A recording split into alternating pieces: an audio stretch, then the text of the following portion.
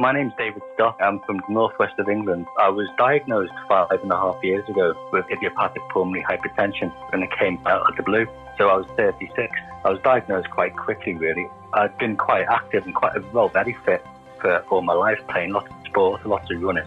I did a half marathon and exerted myself pretty much. I really pushed myself very hard. And then I flew to Australia 2 days after, which was like a 30-hour flight. And from that, I was never quite the same again. So I got back home after about a month overseas, spent a little time recovering and starting to try to get fit again after running. Just felt like I couldn't push myself anymore. I was getting really breathless and I couldn't run more than 50 metres without really feeling like I was suffocating. One of my colleagues at work had noticed that when I was walking and talking, I was getting really out of breath. So I work in the hospital myself. It was quite convenient for me to just go and see one of my colleagues, and they thought it was asthma or hay fever or something innocuous, and then they sent me for their scans and told me that my pulmonary pressures were something like 120, 130, and nothing was quite the same again. I'm a manager of the operating theatres, so I guess from over there to full DOR. I knew myself how fit I was and what should and shouldn't be normal. But for then, I'd worked in healthcare for 20 years, and pulmonary hypertension, I knew nothing about it, and there's nothing very, I think, exposed in terms of knowledge or information for people about pulmonary hypertension, especially in Britain. And not many people know about it. I know it's a rare disease, but there's very little known about it. When I was told about it and there was no other information at hand to tell me what it was, I made the big mistake of going to Google and frightening the life out of myself. At that time, was lifespans and prognosis of 1 to 2 years, and that was something that was the big shock, really. Because I was working in the hospital, I was quite well looked after. As soon as they'd set me down and told me on the day what was wrong, I more or less stayed in hospital for 2 weeks after that. So I stayed in my local hospital. There wasn't a regional centre for pulmonary hypertension. So after 5 days of being in my local hospital, they sent me then to a regional specialist who did the right heart catheter, the exercise tolerance test, really just did everything that they could, really. When I was diagnosed, the information and leaflets were more about how your family should cope with losing a member of the family from PH rather than trying to empower a patient. It was all about how your family would survive this rather than the individual who's just been diagnosed with it.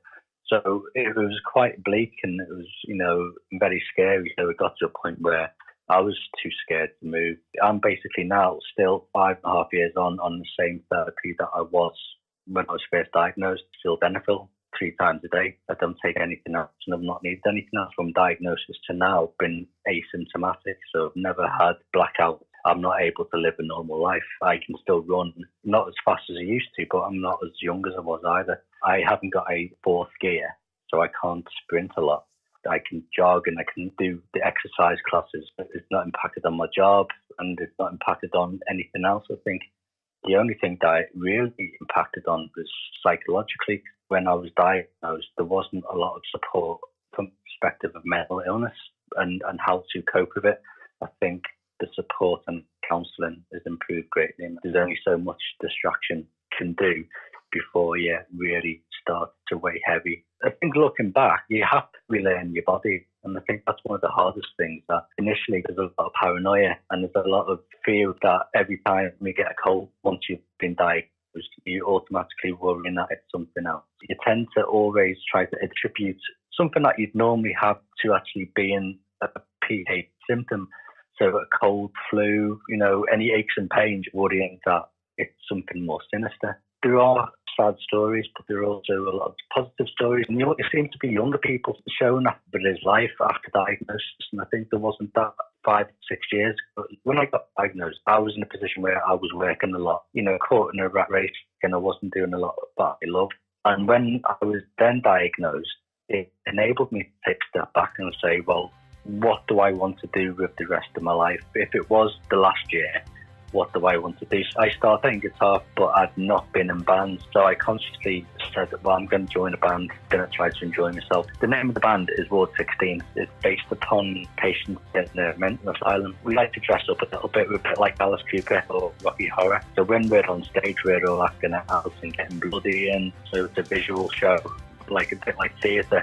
It enables me, I think, to get into a different character and forget who I am now and go on stage and actually be someone completely different. We're quite successful in the underground scene. We've been on big festivals, and I also met my fiance, or my girlfriend now, and we're having a baby. And so now I know if I hadn't been diagnosed and hadn't got PH, I wouldn't have met like the love of life, and I wouldn't be playing the music that I love. My name is David Stott, and I'm aware that I'm rare.